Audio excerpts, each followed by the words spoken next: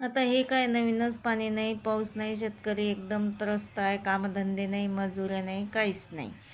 आता मी कुठे चालली तुम्हाला हे सांगतोच मी. त्याच्या पहिले सकाळचे घरचे कामं, जे वातावरण आहे ते तर तुम्ही पाहिलंच. मग काय, पोळ्याचं पीठ चुरून घेतलं, 2 नाचणीचं दळण दिलं, पण नाचणीचं दळण अजून आलं नाही. दादा म्हणतात अजून चक्कीवालीनं दळलंही नाही. कारण का, लाल आहे नाचणी आणि आता कोणाचे गहू टाकणार आहे नाचणीवर, त्यासाठी नाचणीचं दळण अजून काही चक्कीतून आलं नाही. येते का नाही हे बी माहीत नाही. कुकरात ना वरण डाळ भात केला आज मस्तपैकी, आणि पोळी बनवली. संध्या एवढा पसारा पडला होता ना, का लय चुलई पेटवायची राहिली, त्याची एवढी हवा सुटली होती ना, का उन्हाळा फेल.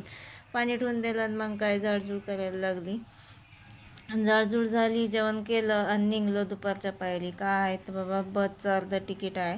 सरकारचे नियम तर असे लागतात ना, लय 250 रुपये गमावले, एवढीशी पावती घेऊन घरी आलं आहे. तपास कधी येते काय माहीत. चहा घेतला आणि वर पोचली. आता वर 2-3 दिवस झाले झाडायला पाणी द्यायला नव्हतं, म्हटलं पाऊस येईन, पण पाऊस काही आला नाही. चला तर मग भेटूया पुढच्या ब्लॉगमध्ये.